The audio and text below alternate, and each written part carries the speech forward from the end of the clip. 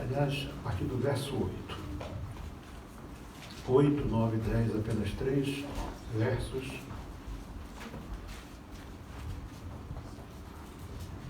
E Jó, tomando um pedaço de telha para raspar com ele as feridas, assentou-se no meio da cinza.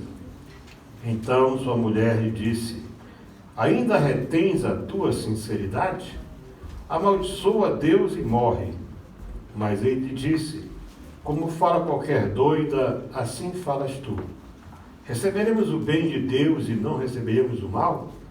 Em tudo isto não pecou Jó com os seus lábios. Meus irmãos, continuando, podem sentar-se, esse assunto, a teologia do sofrimento, que eu não vou concluir hoje. Muito difícil, porque o sofrimento é algo muito amplo, né? Eu quero falar hoje, eu ia falar sobre 7 palavras de Jó, mas talvez consiga falar sobre 3 ou 4, o resto vai ficar para domingo que vem. Porque durante o período da prova, vocês observam logo o versículo, eu li aqui até o verso 10, né? E no verso 11 diz que ouvindo, que a notícia chegou, Jó era, segundo a Bíblia, o homem mais rico e o mais importante daquela região.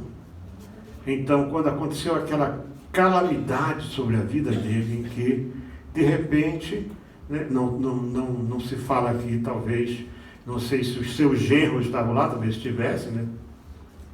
Mas tudo que Jó tinha foi destruído em um espaço de poucas horas, como está desde do verso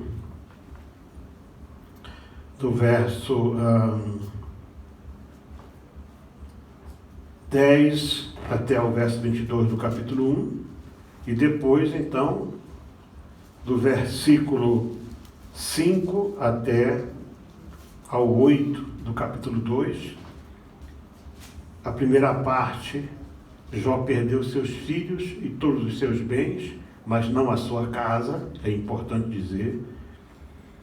Não há nenhum indício aqui de que a casa de Jó foi destruída. Jó tinha a sua casa, mas ele ficou sem nada. Ele estava ainda com a sua saúde, estava com a sua esposa, né? Não se vê nenhuma palavra dela. Mas os seus 3 amigos, eles vieram e Jó ouviu palavras, né? Dos mensageiros que vieram trazer aquelas mensagens ruins, da sua esposa, quando disse para ele amaldiçoar a Deus e morrer, ou seja, se suicidar. Eu vou falar sobre suicídio hoje. Sendo que a maioria dessas palavras foram conselhos maus, foram informações erradas, foram julgamentos sobre a pessoa de Jó e acusações diversas, e também, na última parte, a partir do capítulo 38, questionamentos vindo de Deus por causa da justa reclamação de Jó diante do seu sofrimento. Pelo menos nas Bíblias em português, não é possível determinar quanto tempo durou esse sofrimento, mas imagina-se que não foi um período tão prolongado, que o corpo humano tem certas limitações. Alguns dizem, como eu vi, 16 meses, não sei se chegou a tanto, talvez foi menos, pode ter sido mais. Mas no livro de Jó temos palavras, tanto dos seus amigos como dele mesmo, em resposta àquelas acusações que eram feitas contra ele. Mas dentro disso, quero ressaltar nessa segunda e nessa terceira, porque hoje é a segunda parte da teologia do sofrimento, 7 palavras, ou 7 frases, ou 7 respostas, ou 7 argumentos que foram ditas por Jó e que foram determinantes, foram importantes para que Jó saísse vencedor daquela grande prova. Quando a pessoa passa por uma provação, eu lembro que havia um irmão, até foi o irmão que fez essa escada ali, né? Ele era um bom soldador, ele não vinha com frequência, deixou de vir à igreja aqui, não vinha com frequência aos cultos.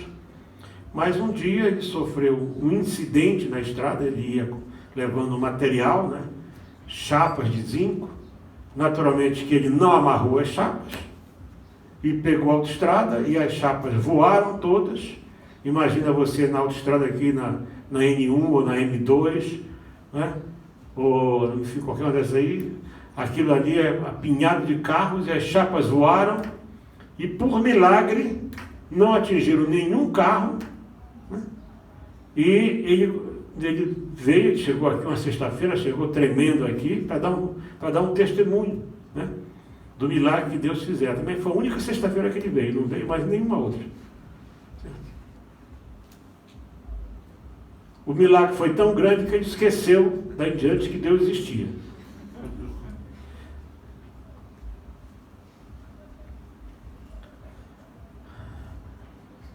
Dizem os historiadores que quando aquele navio Titanic estava afundando, e se tornou visível para todos de que o navio não tinha chance, não tinha salva-vida, não tinha botes, era no meio de uma área muito, muito, muito gelada, quem caísse na água não ia viver mais do que 2 ou 5 minutos. Então, uma das orquestras, das muitas que estavam ali tocando, né, nos vários salões de festas e tudo, era a viagem inaugural do navio, que ao ser inaugurado, o dono disse que nem Deus conseguiria afundar aquele navio. Isso é parte da história, já tentaram remover isso, mas alguém anotou o discurso do homem, está lá escrito, né? E então disse que uma das orquestras, o dirigente dela, lembrou-se, talvez, quem sabe, né? O maestro lembrou-se, quando ele estava na igreja, era jovem, tocava seu instrumento, quando ele adorava a Deus, e ele viu que estava indo mesmo morrer afogado, então ele convocou a orquestra e eles tocaram aquele hino mais perto que era estar, meu Deus, de ti. Certo? E até no filme Titanic, curiosamente, pois esse pessoal costuma apagar tudo que é bíblico, né? Eles colocaram essa parte aí, né? Então, às vezes, é preciso que não tenha nenhum remédio para a pessoa lembrar que Deus existe. Às vezes é necessário que todas as portas da terra estejam fechadas para que a pessoa consiga ver que a porta do céu nunca se fecha. Por isso que o sofrimento de Jó tenha durado o tempo que durou, é algo extraordinário. As pessoas usam a paciência. Jó não era, se você lê o livro, você vai ver que não há paciência no livro de Jó. Não há paciência. Ele argumentava o tempo todo, defendia seu ponto de vista, né? Mas palavras que ele falou aqui são palavras que honram o nome de Deus, porque Deus testemunhou acerca de Jó de que ele era justo, ele era reto, ele era fiel, amém. Ele era temente a Deus, se desviava do mal. Deus deu esse testemunho acerca de Jó para Satanás. Então é muito importante nós olharmos para isso aí. Porque o acusador, ele continua fazendo a mesma coisa até hoje. O trabalho dele é ir acusar cada um de nós. Nós precisamos aprender a orar e falar com Deus e dizer: Senhor, tira de Satanás o direito de me acusar. Eu me coloco debaixo do poder do sangue de Jesus. Faça isso. Faça isso e você vai começar a experimentar diferenças na tua vida. Então, eu separei há muito o livro de Jó, é um livro chamado um livro poético, né? Mas ele é um livro histórico também, histórico poético, filosófico, tem muita filosofia dentro de Jó. Mas eu separei de tanta coisa linda que tem no livro, né? Algumas frases, algumas palavras de Jó. No capítulo 1, versos 20 e 21, está assim: Então Jó se levantou e rasgou o seu manto, e rapou a sua cabeça, e se lançou em terra e adorou, e disse: nu saí do ventre da minha mãe, e nu tornarei para lá. O Senhor o deu, e o Senhor o tomou, bendito seja o nome do Senhor. Esse gesto de rasgar a roupa era um gesto extremamente forte. Quando a pessoa rasgava a sua roupa, ela não mostrava apenas desespero, ela não mostrava, ela não mostrava somente que a situação, ela estava rasgando aquilo que ela era. Tanto que, no Novo Testamento, quando um sacerdote rasga a sua veste, né, João mesmo diz, certo? João faz menção disso aí. Ele, ao rasgar a sua veste, ele não sabia, mas ele estava entregando, ele estava abrindo mão do sacerdócio. Porque diante dele estava o sacerdote eterno, que é Jesus Cristo. Então, quando Jó rasga a sua roupa, ele estava se despindo de tudo o que ele tinha sido até então. Tudo que eu era, todo o meu eu, aquilo que eu achava que era, acabou aqui. E então ele rasga a sua roupa, certo? Possivelmente ele deve ter ficado com alguma roupa interior. E essa expressão adorar, quer dizer, ele foi com a cara no pó e ele ficou louvando a Deus ali. Então preste atenção para essa atitude. A atitude no momento em que ele é informado de que perdera todos os seus bens, perdera os seus filhos. Não sei se ele tinha netos, se tivesse, morreu todos. A casa caiu, morreu todo mundo. Então ele, nesse momento, ele estava dizendo: Senhor, tudo que eu era desapareceu, mas eu continuo sendo teu, eu continuo nas tuas mãos. O Senhor deu, o Senhor tomou. Bendito seja o nome do Senhor. Então, essa atitude de Jó foi determinante para aquele primeiro, que isso foi o primeiro período. E certamente que ele, naquele intervalo de tempo entre esse dia e o dia que Satanás voltou a acusá-lo, que não se sabe quanto tempo passou, Jó certamente voltou a ter algum tipo de normalidade na sua vida. Isso não foi exatamente de um dia para o outro.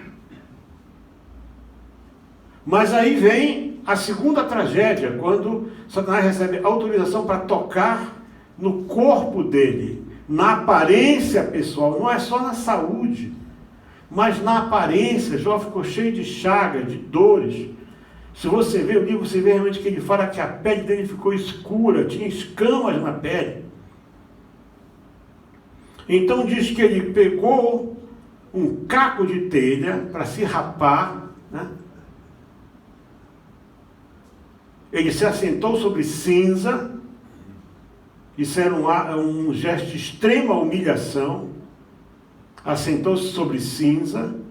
Ele não se sentou num sofá, porque, eu repito, a casa de Jó não foi destruída. Ele não sentou na sua cama, apesar de que ele estava enfermo. Ele mandou trazer, quem sabe eu trouxe um bocado de cinza, assentou sobre ela, rapava, né? Estava ali fazendo aquilo sem dar uma palavra, e a sua mulher, então, a sua companheira, a mãe dos seus filhos, quem sabe extremamente abalada por tudo aquilo que acontecera, e é normal, né? Nós não temos direito de julgar a mulher de Jó, porque Deus não a julgou. Deus não falou uma palavra aqui acerca dela, mas a mulher disse para ele assim. E aí eu fui, né, pedir ajuda do meu professor de hebraico, para ele por causa de uma palavra que chamou a minha atenção. Quando em algumas Bíblias fala integridade, outras fala sinceridade. Ainda retens a tua integridade? O que é essa palavra? Como é que ela está escrita no hebraico? E no hebraico a palavra que está é pureza. Então a atitude de Jó naquele correr de tempo, e depois que ele foi ferido na sua saúde, na sua pele, e ficou literalmente uma chaga só. Ele manteve a sua pureza, ou seja, ele não foi atrás de deuses estranhos, ele não foi atrás de feiticeiros, que havia muito naquela época. Havia muita idolatria naquela época, já muita. Ele não foi atrás daquelas poções mágicas, ele não foi atrás de nada. Ele continuou ali, não sei se ele orava, só diz que ele estava sobre a cinza, se rapando, e a mulher fala para ele: ainda retens a tua pureza?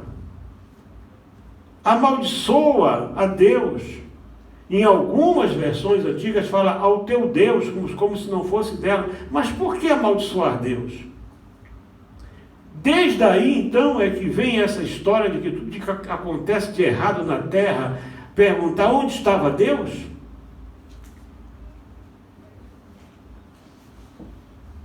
Quando aconteceu aquele desastre das Torres Gêmeas, levaram o Billy Graham, um desses entrevistadores americanos, né? Sabendo que Billy Graham é uma pessoa que ele era um dos conselheiros permanentes da Casa Branca, e fizeram essa pergunta para o Billy Graham: senhor pregador, onde estava Deus quando as torres caíram? O Billy Graham olhou e disse assim: Deus estava no mesmo lugar de sempre. Deus não sai do lugar dele. Deus não interfere nos assuntos da terra.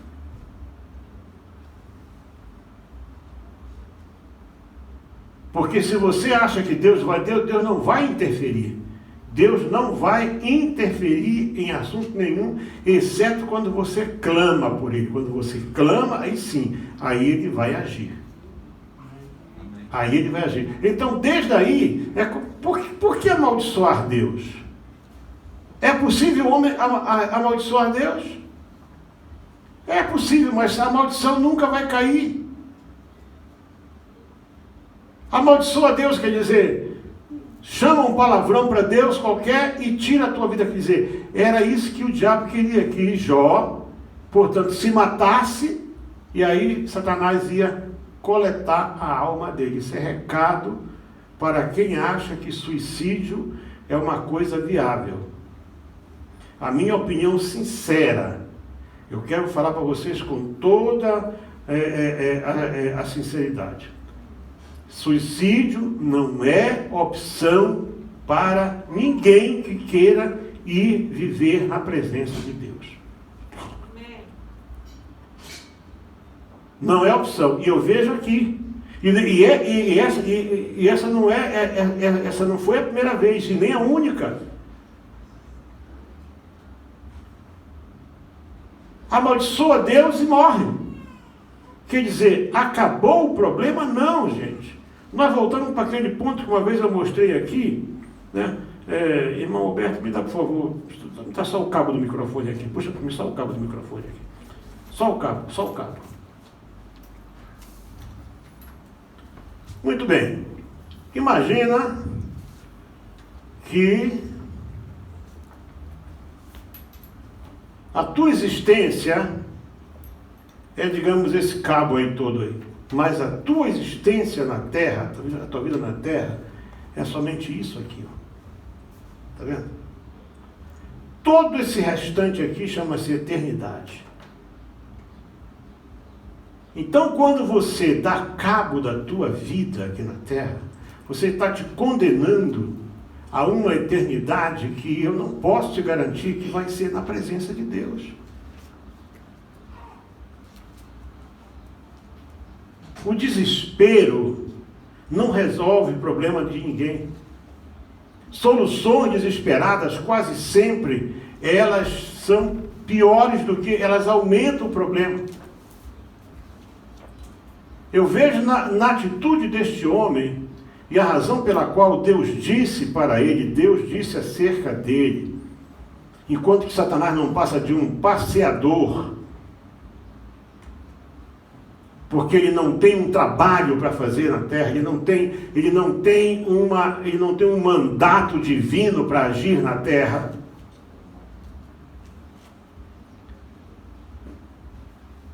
observastes tu, meu servo Jó, porque ninguém há na terra semelhante a ele, ninguém. Deus faz uma distinção, não há uma pessoa semelhante a Jó, na sua atitude. Estamos falando de um tempo que não havia igreja, não havia Bíblia, não havia pregador, não havia programa de oração, não havia programa de rádio e televisão, não havia incentivadores de fé, não havia esses animadores de auditório aí. Eu estava vendo hoje uma coisa que é um sucesso, que está aí, um conjunto qualquer desses aí, que o camarada vai lá e rege 1.000, 10.000 pessoas, não sei o quê. Eu observei aquilo ali e o Espírito Santo me disse, eles não estão me adorando, eles estão adorando eles próprios, eles estão representando, isso é um teatro, isso não é adoração. Estamos falando de um tempo que não havia um piano como esse, para acompanhar o louvor, não havia louvor. Não havia hinos. Como aquele homem preservou um relacionamento desse porte com Deus, a ponto de Deus dizer, não há ninguém semelhante a ele. Eu disse domingo passado, os seus filhos não eram iguais a ele. Mas ele, toda vez que tinha uma festa, acabou a festa, ele ia lá e chamava aquela malta toda, dizia, bom, vocês já se embebedaram, já fizeram muita parvice, agora vamos pedir perdão a Deus, porque Deus está no céu, e nós estamos aqui na terra. Então, quando Satanás chega pela segunda vez, Deus diz para... Você observa que é como se Deus melhorasse, né? Certo? Como se Deus melhorasse, portanto, a força da palavra, quando diz assim, mesmo tendo tu me incitado contra ele para o consumir, ele continua reto, sincero, reto e temente a Deus, e desviando-se do mal, e não há ninguém na terra, mesmo aqueles que continuam com a sua riqueza, continuam com os seus bens. E agora, quando aquela que era, portanto, a sua companheira, estava do lado dele, claro, agora não podia mais estar.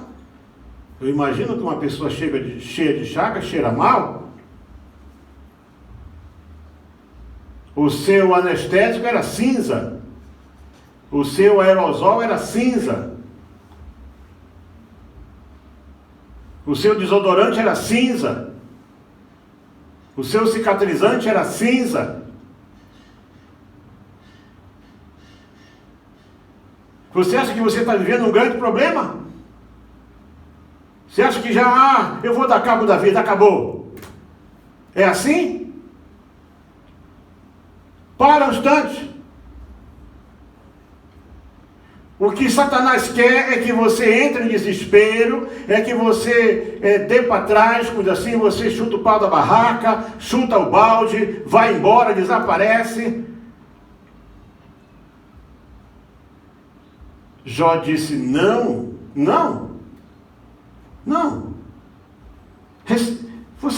Parece que você ficou doida. Vê como Jó, até no seu relacionamento com a sua mulher, na sua atitude com ela. Essa mulher que está contigo, ou há pouco, ou há muitos anos. Essa mulher que você conheceu, que sai mais esbelta, toda bonitinha, toda arrumadinha, e agora te deu filhos, cuida de ti há 10, 15, 20, 30 anos, e agora você está olhando para outra?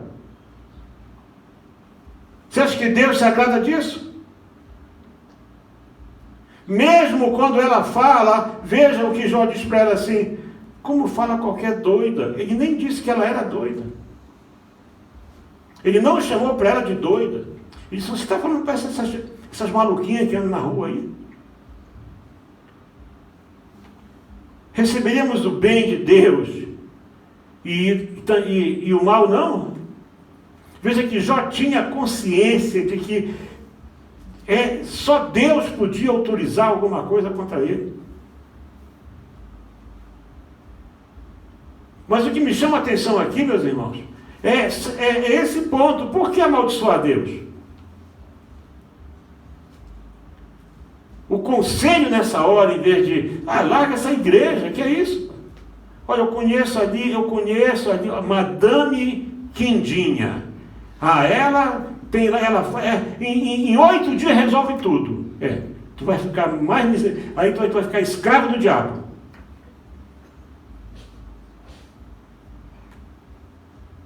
E quase sempre essas Madame tipo Quindinha moram lá no fim de mundo, lá num lugar horroroso, fedido. Sabe, elas são tão poderosas. Por que a vida delas é um lixo? Porque elas servem a um que só sabe oprimir. Que Satanás veio para matar, roubar e destruir. Permanece na presença de Deus. Amém. Deus está olhando. Deus não te abandonou. Amém. Veja o que Jó diz. Veja, irmãos, eu repito, não tinha Bíblia não tinha lá comentarista bíblico, não tinha nada escrito. Nem sei se nessa altura já havia linguagem escrita, não sei. Era tudo oral.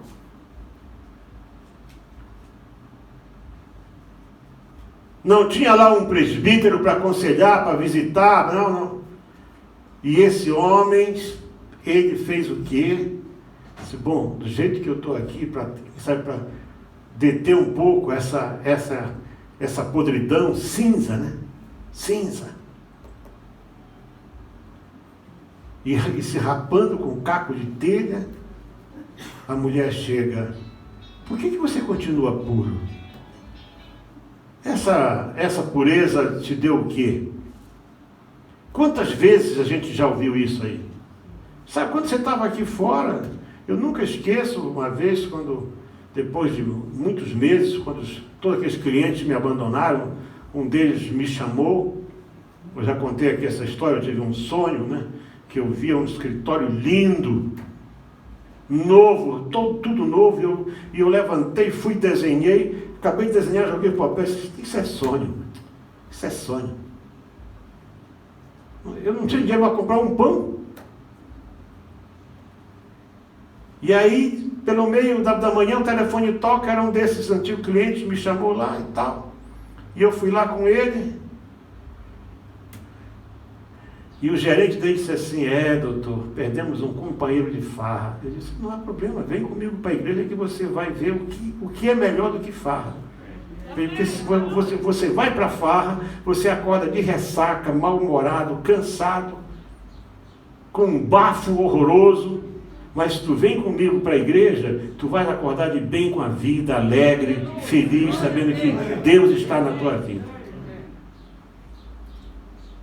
É aquela história que eu contei a vocês, daquele carro, né, que o camarada vendeu para mim e eu não assinei nada. E eu levei, eu só tinha uma pastinha, levei. E quando o cara, quanto é, doutor? Disse, para começar está aqui esse carnê, paga esse carro. E só isso não, isso é só o começo. O resto vem depois. Se você guardar a tua intimidade com Deus, não vai ser uma prova que vai te derrubar. Deus não manda a prova para você ser derrubado. Deus permite a prova para você sair fortalecido. Deus quer abençoar a tua vida, mas Deus quer saber se você está preparado para receber essa bênção que Ele tem. Porque você já fracassou antes. Você já andou dando cabeçadas antes. Senhor, sabe, se eu fosse milionário, acho que você já estaria no inferno.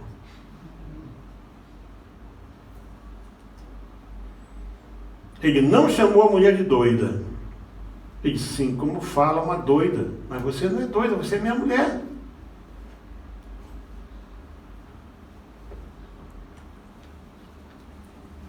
A terceira palavra de Jó, preocupação com problemas futuros. Dessa aí ninguém escapa. 3,25. Porque aquilo que temia me sobreveio e o que receava me aconteceu. Eu imagino que Jó, como era um homem bem sucedido, 3,25, homem bem sucedido que ele era, né? Ele imaginava, será que essa bênção toda pode acabar?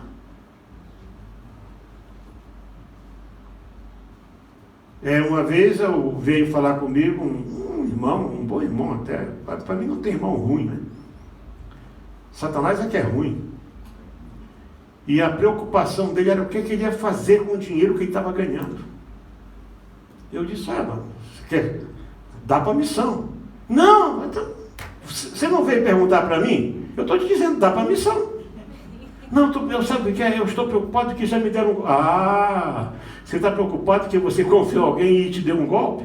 Deus não vai te dar golpe. Amém. Faz um propósito com Deus, e sabe, o teu dinheiro vai estar preservado no melhor lugar. Amém. É claro que Jó era um homem riquíssimo. Ele devia ter ouro e prata em sua casa? Tinha, com certeza.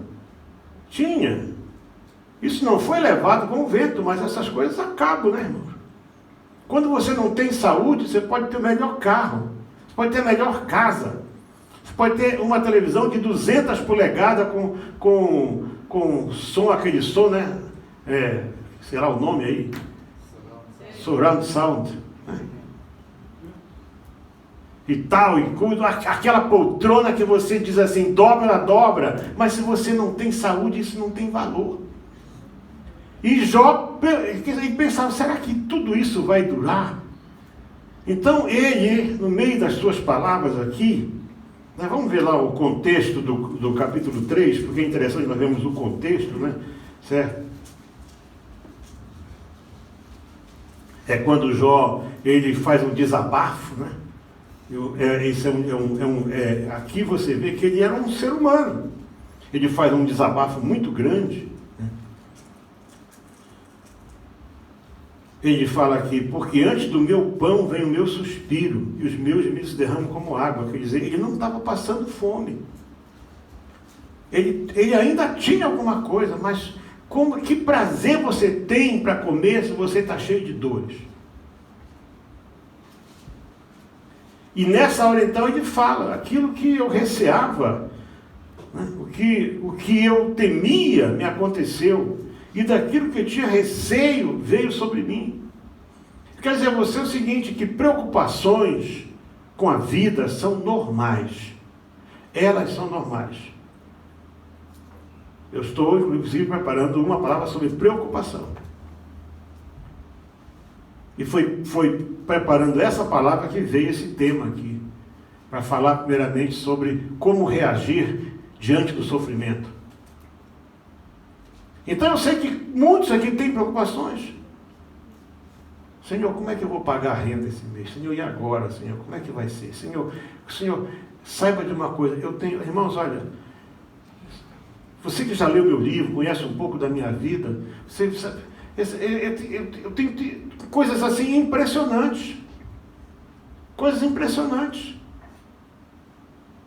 Não só comigo, como pessoas que estavam à minha volta. Havia um jovem que ia sempre buscar pessoas comigo lá no aeroporto, lá em Beira, e ele também ia lá acompanhar quando eu ia viajar. Quase sempre era o pai aqui do irmão Beto que me levava lá, o irmão Afia, grande amigo meu. E ele, um dia triste, disse assim, poxa, eu venho tanto aqui, eu nunca entrei num avião. Eu lembro que eu subi e disse assim, olha, vou te dar uma palavra de Deus, você vai viajar tanto, mas você vai viajar tanto, que você um dia vai dizer para Deus, por que eu tenho que viajar tanto? Não é isso? Você sabe de que eu estou falando, né? Deus tem projeto na tua vida. Amém, aleluia. Deus está te provando porque Ele te ama e porque Ele sabe que você é capaz de passar por essa prova. Deus não te mandou prova para você ficar de rastro, para você ir para bebida, para você ir para droga, não. Deus quer que você mantenha a tua integridade. Deus quer que você mantenha a tua pureza com Ele. Deus vai te levantar dessa prova e vai te dar muito mais. Porque Ele fez isso comigo. Ele fez comigo. Eu estou falando daquilo que aconteceu comigo. Perdi tudo, fiquei sem nada. Mas as pessoas não sabiam, irmão Carlos. Nunca disse para ninguém.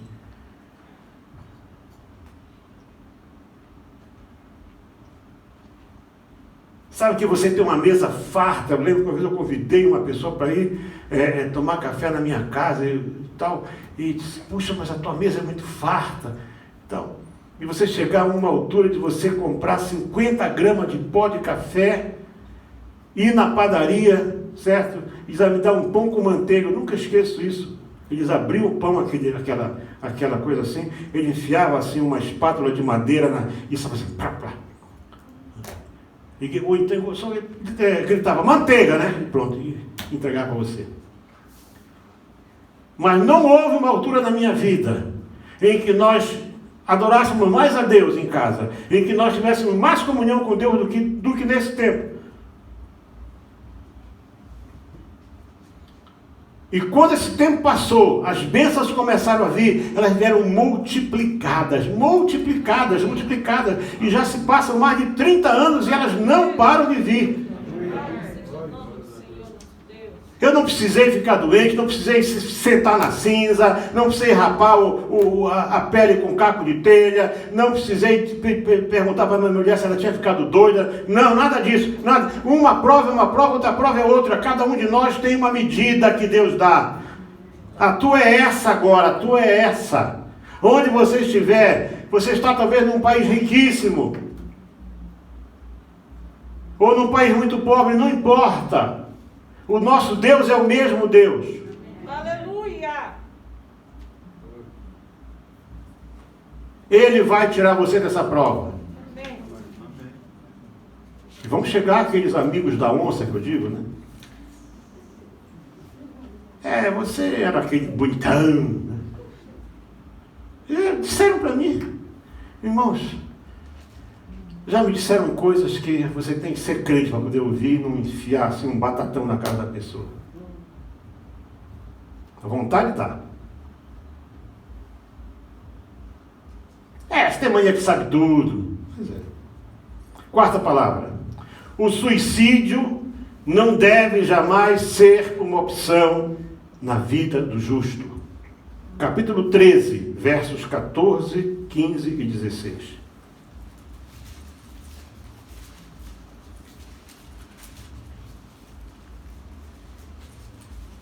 Fui pregar numa igreja, uma linda igreja. Tinha sido de um pastor amigo meu. Entregou para esse outro, a igreja estava indo muito bem. Fui àquela cidade, fiquei em 2 meses, voltei lá. Quando cheguei, não, o pastor se suicidou. Como se suicidou? Foi para o pátio da casa lá, pendurou lá a coisa lá, a corda, se matou. Há livros inteiros acerca do suicídio, uns defendendo, uns... Irmãos, eu não sou Deus, eu não estou aqui para julgar ninguém. Se formos olhar na Bíblia, por exemplo, né, e vamos usar sempre esse exemplo, né, Sansão, cego, sendo ali tripudiado pelos seus adversários, filisteus, amarraram nas colunas do templo, né, mas diz que ele orou, Senhor, me dá força só mais uma vez, para que eu me vingue dos meus inimigos. E ele puxou aquelas colunas e o templo caiu e morreram 3.000 pessoas ali. Aí o Sansão se matou.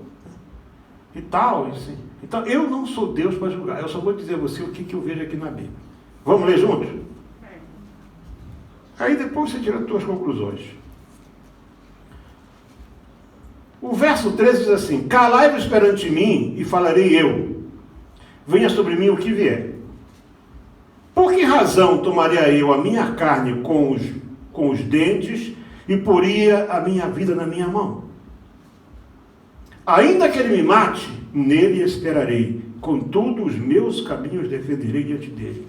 também isto será a minha salvação, porque o ímpio não virá perante ele. Então veja você o seguinte, a pressão estava grande.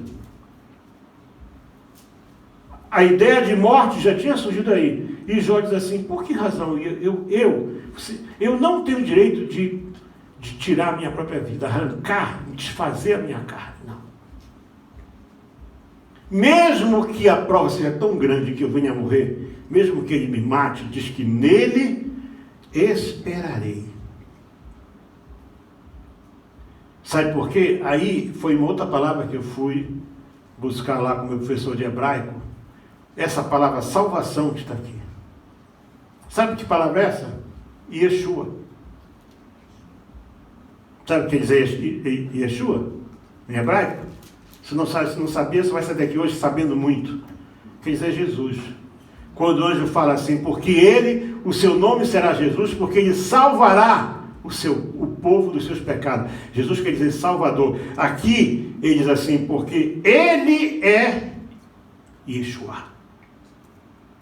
Jó teve, no meio do sofrimento, irmão Enoque, uma revelação de Cristo na vida dele. Você acha que tem alguma coisa que pague isso? Porque ele fala assim, ali dançou todo tipo de conselho, né? E ele fala, peraí, agora vocês se calam e eu vou falar. Por que razão tomaria eu a minha carne com os dentes? Isso aqui é uma linguagem poética. Ele diz assim, por que razão eu ia dispor da minha vida? Não há razão para isso. Eu posso estar aqui, eu já não sou nem um caco, eu estou me rapando com um caco. Mas mesmo que Deus me mate, eu vou confiar, vou continuar esperando nele. Amém. Você está esperando em quê? Em advogado? Em funcionário público? Pois muito bem, 1994. Dei entrada nos nossos documentos para residência. Beto morava conosco em casa nessa altura. E aí, depois de ver uns tantos agentes, desses agentes que não só sabe agenciar para ele próprio, eu peguei aqueles papéis, uma noite inteira preenchi tudo, entreguei lá. Passou uns meses, me chamaram lá no Roma Fest. Estava lá um africano lá, vista qualquer coisa lá, grandalhão. Vista do Silva, eu tenho má notícia para o senhor. O que é? Você, tua mulher e tua filha nós podemos dar, mas para o teu filho não, porque ele já fez 18 anos. Ele precisa ter um trabalho. Eu falei para ele, senhor, meu filho ainda não saiu da escola, é dependente. Ah, mas é a lei. Eu disse assim, eu sei que é a lei, mas o senhor tem que ver que ele é dependente meu. Mas então eu não posso fazer nada. Eu vou separar os processos agora, certo? E o senhor fica aqui, o seu filho vai embora. Eu só saí daí se eu tomar conta disso. Amém. Eu vi que tinha assim, duas bandejas assim, entrada e saída, né? E vi que ele pegou o file inteiro e colocou na de saída. E eu pensei assim, funcionário público que eu tinha sido, né? Não é pago para ler nada a não ser a última folha. Ele só vai ler a última folha. Se está lá escrito na folha, mata, ele vai matar. Ele não lê nada. E na última folha estava, portanto, que aquela família, né? E tal, da Silva, PPP, né? Certo? Tinha direito à residência. E eu fui embora, continuei a vida. E o interessante, até hoje é assim, se você aplica para a residência, você não pode sair do país. Mas eu precisei atender, eu estava no Rio de Janeiro e o telefone tocou. Dona Rosa, marido, tem um chamado do Roma Fest, parece que saiu a nossa residência. Eu cancelei tudo, voei de volta para cá, fui para lá, eu com a turma toda, né? Quando cheguei ali, agora já era uma senhora muito simpática, disse assim: Mr. da Silva, o senhor está esperando boas ou más notícias? Eu falei: minha senhora, eu sou um servo de Deus, eu só espero notícia boa. Ela disse: e a notícia é boa mesmo. A partir de agora você tem todos os direitos que naquele tempo tinha, né? Até votava quem era residente aqui. E tal, e eu não, nem, sabe, você não cometa um erro jamais para um funcionário público inglês de perguntar ou falar aquilo que ele não disse. Todos, ela pegou, então, me deu aquelas 5 folhas, as 4 folhas verdes, eu vim embora para casa, certo? Sabe por que isso? Porque você tem que esperar no Senhor. Amém. Os homens têm as leis deles, eles têm os regulamentos deles, eles têm tudo, mas Deus é Senhor do céu e da terra. Amém. Deus é Senhor do céu e da terra. Eu tenho provas disso aos montes. Glórias a Deus. Aos montes. Jorge sabe, quando a F1000 chegou aqui, saímos com ela, só tinha uma licença provisória de carro em processo de importação. Quando eu cheguei na fronteira, ele estava comigo nessa primeira viagem. Na fronteira, que eu fui entregar os papéis, o rapaz disse: olha, o senhor não vai entrar com esse carro de volta aqui, porque o senhor não tem matrícula. Eu disse: não tem problema, não, eu entro. Como? Eu entro, eu vou entrar por aqui mesmo. Senhor. E saí.